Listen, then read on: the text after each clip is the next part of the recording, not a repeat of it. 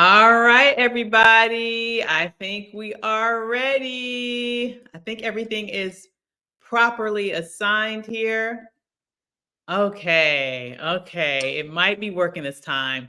The little gremlins were messing with us previously, so things weren't working. So I went out, I stopped, I'm going back in, I'm trying again. And if it's not working this time, it's just not working. But we're going to keep on and keep it and keep it on. Okay. So welcome back.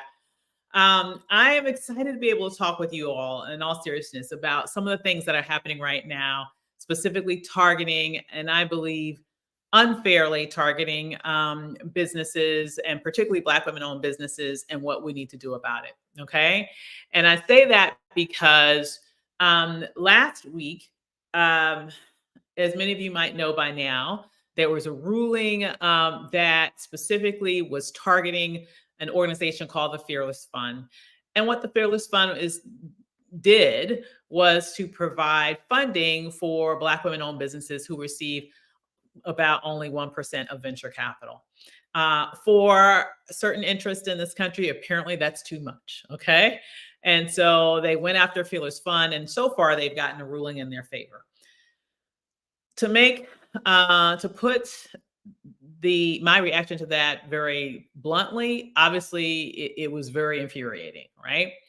But I also want to say that last week, that's not the only thing that happened that really made a strong impact on me. What happened last week also is having the opportunity and the honor to be able to join the Bold Collective, which is an amazing collective of very, very successful Black women owned businesses.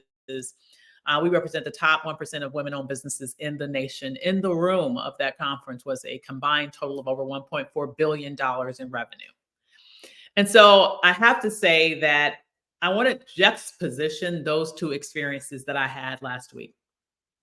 Starting off the week, particularly upset, pissed off, mad about the Fearless Fund decision, but also ending up the week having this extraordinary experience around wildly successful Black women owned businesses and all of us being able to excel, uh, even in the midst of a nation that in many ways is doing everything that it seems is possible, or at least certain interests within this nation are doing everything within their possible reach in order to make things harder and make things harder specifically for us, right?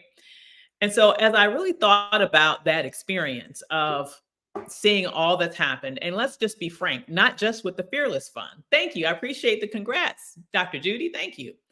Um, when we looked at all that's happened, it's not just been the Fearless Fund and what they do that's been under attack.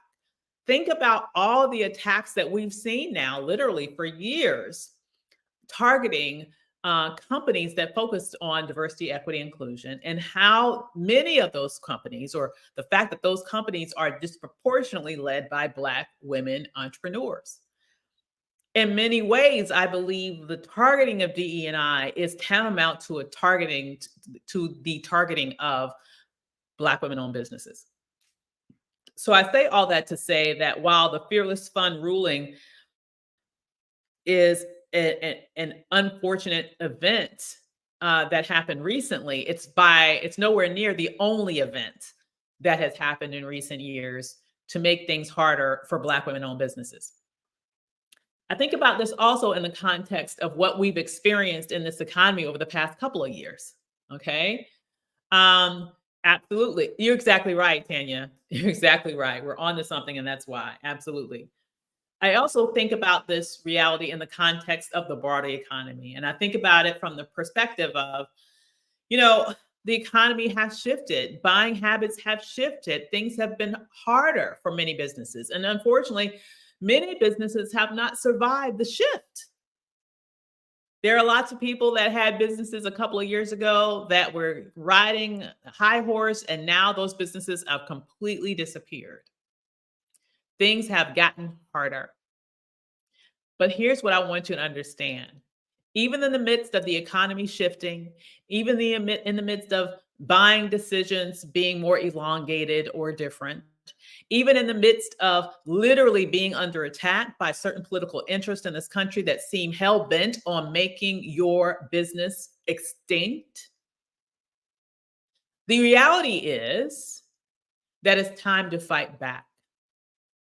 The reality is that as much as they try to bury us, we need to remind them that we're seeds, right? Here is what I know: excellence always wins. Could somebody put that in the comments for me? Excellence always wins. When has there ever been a time in which we have not, as a people, faced adversity and we've still been able to win? Now, it may mean that we might need to do things differently. It may mean that we might need to work together more intentionally. It may mean that we might need to make some shifts or some adjustments. It may mean that we need to fight even harder for advancements. But the bottom line is that we will win when we do that. And I have to say, absolutely, excellence always wins. And you know what? Here's one other thing I will say about that. It will piss some people off when you win. Hello. Am I telling y'all the truth here? It will piss some people off when you win. But here's what I want to tell you: do it anyway. Win anyway. Win anyway. Because your light is too bright to allow them to even get within a radius of you that they could even try to snuff it out. Win anyway. So I found myself in this interesting position, as I said last week, like going through this emotional whiplash of being pissed at the beginning of the week, but kind of on cloud nine at the end of the week, being inspired by all these badass business women who are out here doing the damn thing, building these $1 million businesses, multi-million-dollar businesses, 6, 7, 8-figure businesses, hey, 9-figure businesses, and being in the room with that type of power and ability to defy the odds. It made me say, as wonderful as this is, it is a testament to what we are capable of. And it made me think everything that we have faced over the past years, be it the economy, be it these ridiculous attacks on DE&I, be it the court cases against really making sure that Black women get our due in terms of venture funding, all of that and more, all of those hills that we find ourselves climbing right now. Guess what? We can win. We have the ability to win. Do we though need to, but we might need a little help getting there. We might need some guidance. We might need some assistance in making the proper adjustments to deal with the new economy, making the proper adjustments to be able to deal with the current reality with regards to how people are making buying decisions. We might need some help with understanding how to bounce back. There are some of us who were part of that story and have felt what it's like to have been riding high in your business a couple of years ago, but being like pimp slapped by the economy, and you're still sort of reeling and getting yourself together. And so when I thought about all of those situations, it made me want to do something to address it. Now, that comes down to why I'm here this evening. And I appreciate your patience for waiting for me, because I had originally said I was going to go at 7. I had to push it back, and then I was have connection problems here on StreamYard, and I'm still experiencing some because I'm not everywhere where I want it to be. But for those of y'all who see me now, I'm excited to be able to share with you what I've spent the last couple of days working on. And here's the reality. A few years back, I did something called Summer of 7 series, where I had a series of trainings that were really meant to help people understand the foundational elements that they need in their business in order to be able to get to 7 figures. And it was a really good series. People really got a lot of good information from it. It was really impactful. But guess what, girls and guys who may be on here tonight, it wore me the hell out. Okay. I said, I swore I would never, ever, ever, ever, ever, ever again do a summer series. Because it's a lot. It's a lot of work. It's very helpful for those who attend, but it's a lot of work for me and my team to put those together, to put such substantive training together, and several of them over a very truncated period of time. However, on the good side, it allows people to take some time in the summer and really go deep and working on their business and not just in their business. And from that, really be able to make some substantial leaps and gains from their businesses. Knowing that reality, I said, given everything that's happening right now, giving all of the attacks that we're facing, it seemingly from every direction, from the economy, from these, people that have their own political agendas that apparently are fixated on trying to take you out.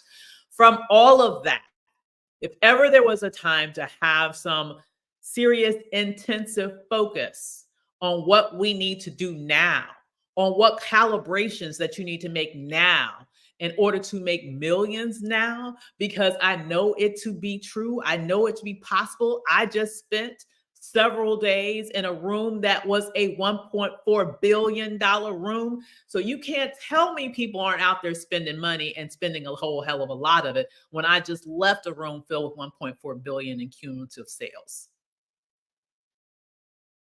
Hello. Those two things can exist, that people aren't spending or organizations aren't spending, and you can be in a room with all Black women-owned businesses that collectively pulled in 1.4 billion in a year. Both of those things cannot be true.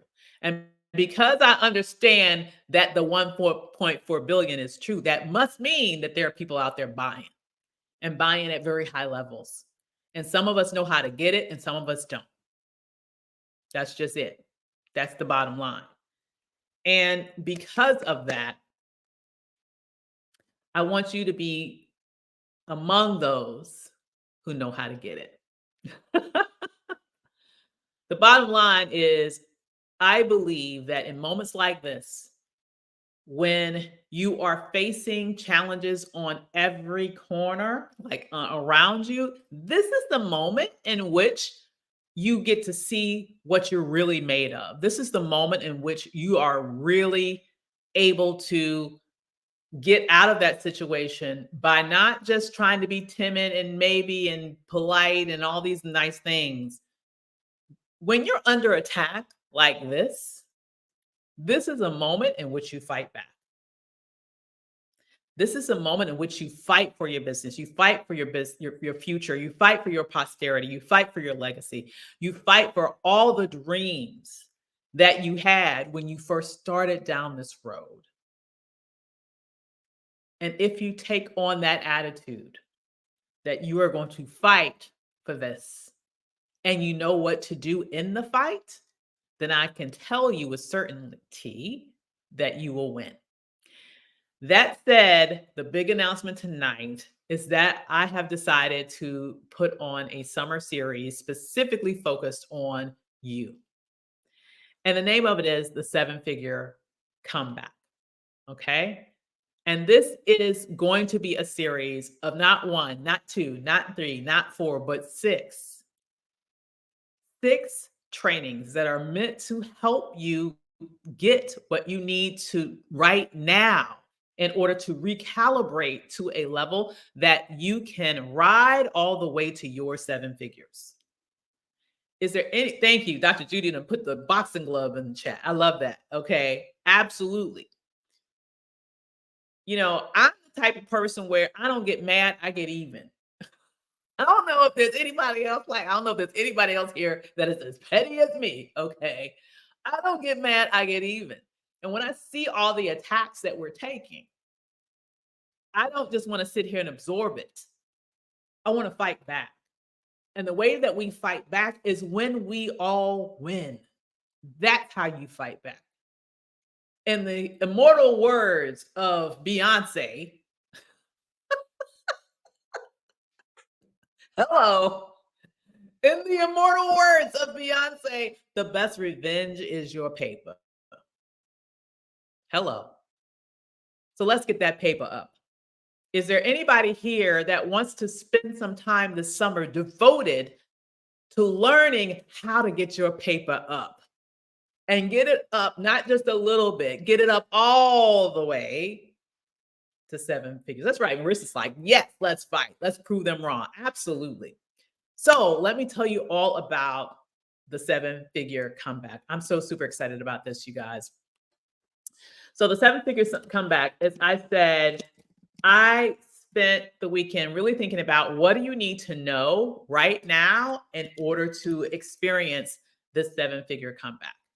And so I put together a series of trainings that I think is going to be extremely advantageous to you as you're looking to grow your seven-figure business under this new reality. Okay. So if you are on YouTube, Facebook, LinkedIn, you may see where I just dropped it in the chat, but you can definitely go to sevenfigurecomeback.com. Facebook, of course, is not posting it because Facebook is not my friend tonight, but you probably see it on YouTube. If somebody's watching me on Facebook or LinkedIn, please do put in the chat seven-figure, and that's the number written out, sevenfigurecomeback.com. That's where you can go and get all the details. But let me also kind of go through it right now because I want you to see everything that you get in this series. So let me share with you. This is so exciting. Once again, just want to remind you, this is completely complimentary. Okay. This is my way of allowing you to be part of the fight, okay? Part of this fight to get what you and I know you deserve. Okay, so what does it mean? Seven-figure comeback, 6-part summer series. This is what, hey, they thought they didn't you, they thought wrong. Hello. Okay, so this is what you're gonna get. I am going to be doing the first training in this series, June 23rd through the 25th on ultra high ticket client attraction. Listen, for many of you, the problem is that you're not charging enough, or the problem is that people aren't buying because you're targeting the wrong people. Like, the issue isn't your price. The issue is who are you trying to sell to, boo, right? So we're going to focus specifically on, in this first series, in this first deep dive of the series, on how to attract that ultra high ticket buyer. And I define ultra high ticket buyers as those individuals who are investing at the $50,000 level and up. We're going to focus just on that for a 3-day intensive. We're going to have another 3-day intensive July 8th through the 10th. Look at this one for coaches only, 100,000 offer design, $100,000 offer design. Let me ask you a question. Is there anybody here that has ever wondered, oh my goodness, what actually goes into a $100,000 offer? Is there anybody here that has ever wondered that? Hey, how you doing? Some of you might have wondered that. Some of you might even ask, do people really pay coaches $100,000 to work with them? And let me tell you, certainly, hell yeah, they do. So if you've ever wondered about what it looks like to put together a $100,000 offer as a coach, then you need to join me in the seven-figure comeback because I'll be breaking that all down, okay? Now, others of you are consultants.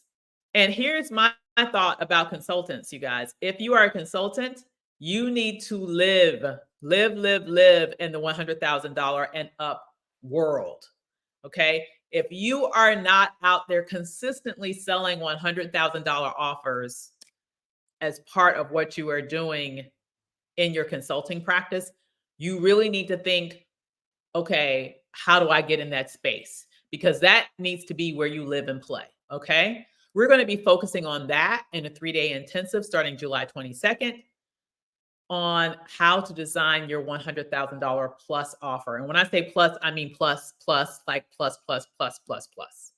This can be 100,000. This can be a couple of 100,000. This can be a 7-figure deal, honestly, depending upon what you're targeting and who you're looking to work with and what you're looking to do. But if you really are looking to understand how to do all of that, you need to go to this summer intensive. So is this for coaches who sell B2C?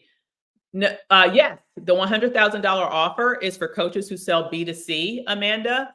For those of you who are coaches or consultants who focus on the B2B space, then that $100,000 offer training for consultants, that's really focused on B2B. The $100,000 offer for coaches is focused on B2C offer construction. That's a very good question. Okay. How many of you want to know? Seriously. There you go, Marissa. She's exactly right. She says, I've seen $350,000 and $1 million coaching fees. Absolutely, they exist. So if you are sitting here wondering, hey, I need to get in on that. Is there somebody here that's saying, I need to get in on that? We're going to break it down. Okay. We're going to break it down as part of the Summer of Seven, the comeback, what I'm saying, 7-figure comeback series. Okay.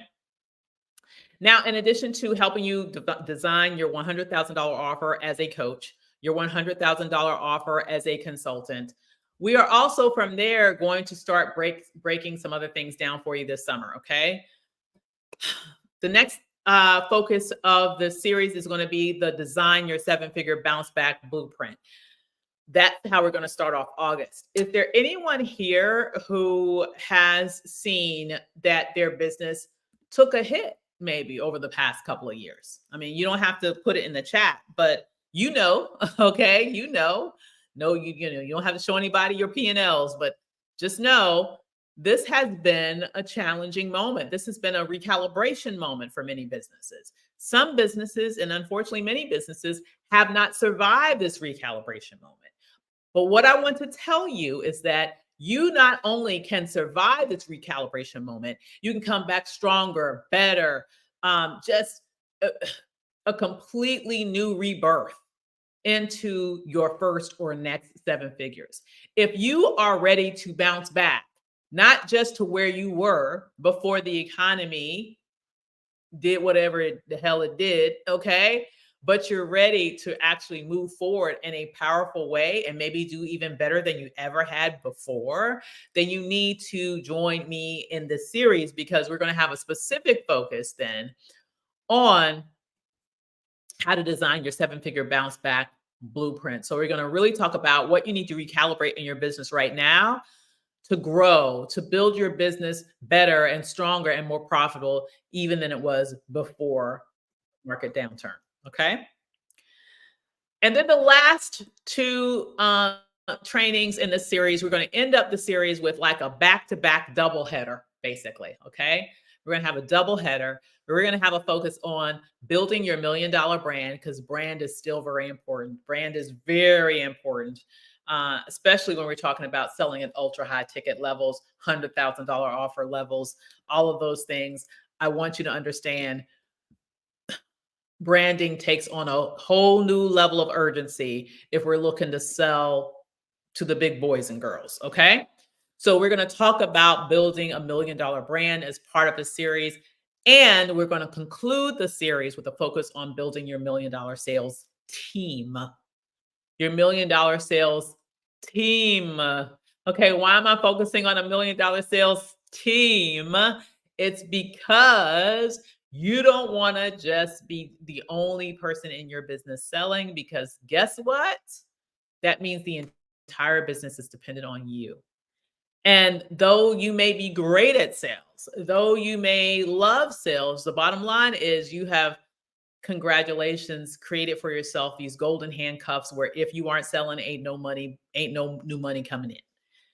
And if you ultimately want to build a business that can become an empire, or a business that at least allows you to be able to go spend some time chilling on the beach and have other people closing sales while you're doing that, then you need to understand what it looks like to build and have a 7-figure sales team. And I'll be breaking it all down as part of this series. Do you mind sharing a little bit about how have you seen buyer behavior change for your? Oh, absolutely, Amanda. And we're going to go deep into this when we talk about the ultra high ticket client attraction, which is the first of the series. Okay.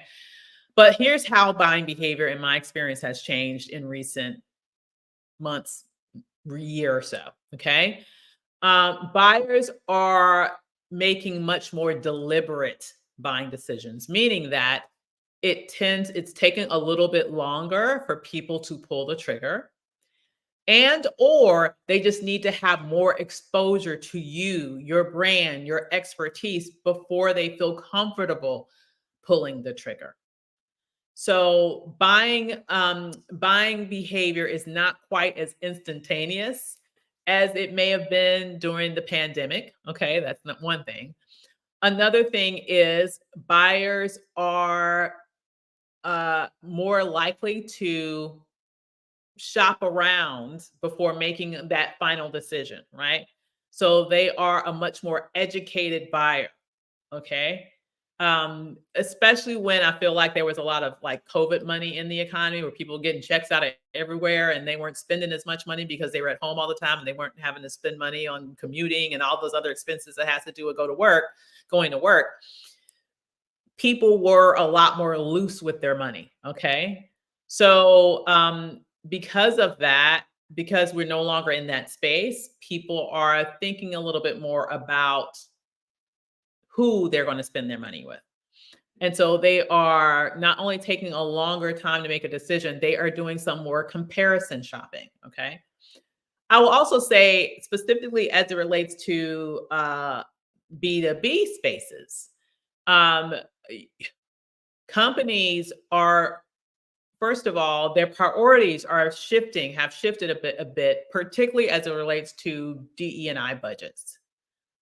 So now we need to think about how do we reframe, how do we recalibrate? Here's the thing we need to remember. It's not like the money disappeared. The money has just been recalibrated oftentimes to other parts of the company. So the money is there, it's just not in as much in that budget, in that bucket anymore. So now that puts us in a situation where we need to think, given my skill sets, given what I do well, given the impact that I want to make with my company, what other buckets can I look to when it comes to being able to position myself for a major contract with this company? So now that means we need to broaden the scope of how we position what we do. Maybe we need to create some new offers. Like that's what's going on. So I hope that answered your question, Amanda. But for me, those are some of the key ways in which buyer decisions and buyer behavior has changed in this moment. And if you are to survive in this moment as a business, and not just survive, but literally thrive, if you want to get to seven figures, then you have to understand those changes and be willing to roll with those changes. Here is one thing I want you to understand about business: it is never going to be the same forever, no matter what you're doing right now. Well, no matter what, just in life. Just remember, and this too shall pass. That one phrase is so freaking true in life, but it's especially true in business. And this too will pass. Okay. So understand that what is working, yesterday may not be working today. So you need to figure out, how can I recalibrate? How can I change? How can I adjust so that I can be in sync with the current buying behavior, such that I can make the sales that I want to make right now. All right. This is very good. I keep hearing from everyone that this is the time to niche down. Well, first of all, Amanda, I think niching down is always good. That is one thing I will say that I think is always good, because when you niche down, then the particular people that are looking for you know that you are their person.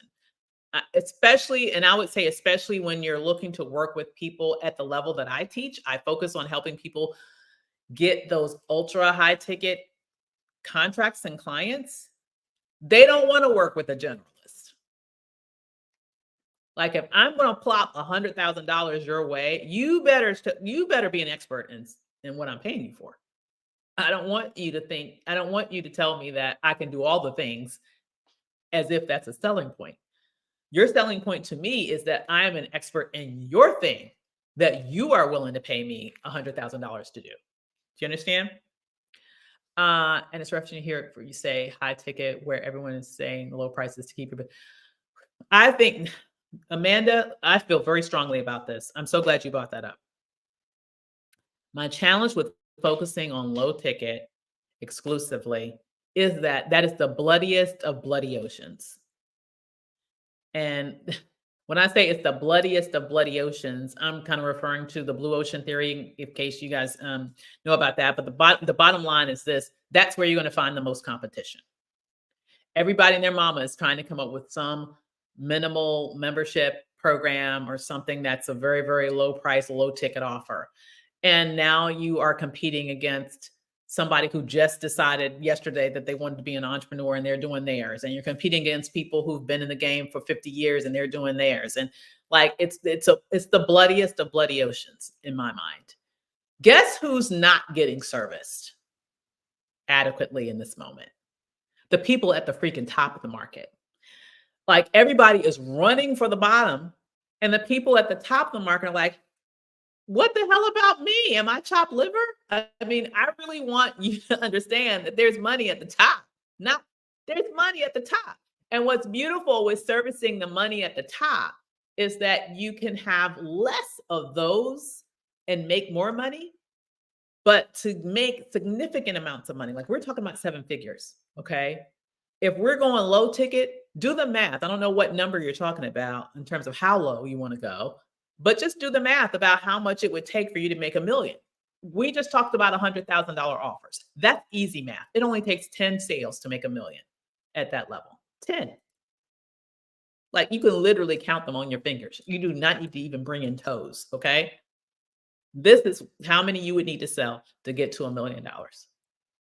Now, if you're selling something, if we're talking low ticket, that's, I don't know how low you want to say, Amanda, but say it's $97. Okay. So if we want to sell something that's $97, you have to sell over 10,000.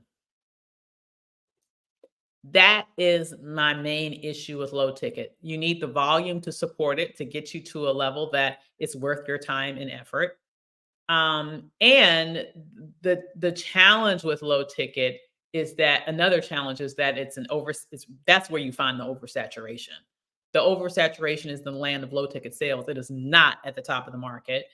And honestly, high ticket buyers are just more of in my experience, are just more of a pleasure to work with. Honestly. So because of that, yes.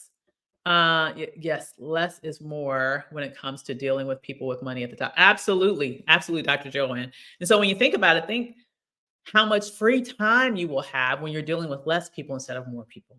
So now you can have the lifestyle that you want, right? But you also and bring in the money that you want, but you now also have the time that you wouldn't have if you were dealing with everybody and their mama, right? So I say all this to say, I want to invite you to join me at with the seven figure comeback. I'm so super excited about this summer series that I'm putting on to help you to be able to not only recalibrate with the economy, but also to be able to fight back for all these people who are hell bent on limiting your possibility, on making sure that your business no longer exists, on really trying to figure out every way from Sunday that they can undermine your success. It's time to fight back. It's time to fight back. And to fight back in the most powerful way that we can think of. And that is by building a wildly, wildly successful business in spite of all that they try to do to make that impossible. So with that said, once again, I'm going to invite you all to the Seven Figure Comeback. You can just go to sevenfigurecomeback.com. That's sevenfigurecomeback.com. It's the number seven, it's a word seven, not the number seven. So sevenfigurecomeback.com will get you there. I look forward to seeing you there. We kick off in a couple of weeks. So definitely join me. This is going to be an incredible experience. I cannot wait to see you all summer long because I know this is exactly what you need in order to have the comeback that you deserve, such that you can be in the room of seven figures that I know each and every one of you deserve to get into. All right. So with that said, I hope you have a wonderful evening and I will see you all later. Take care, everybody. Bye.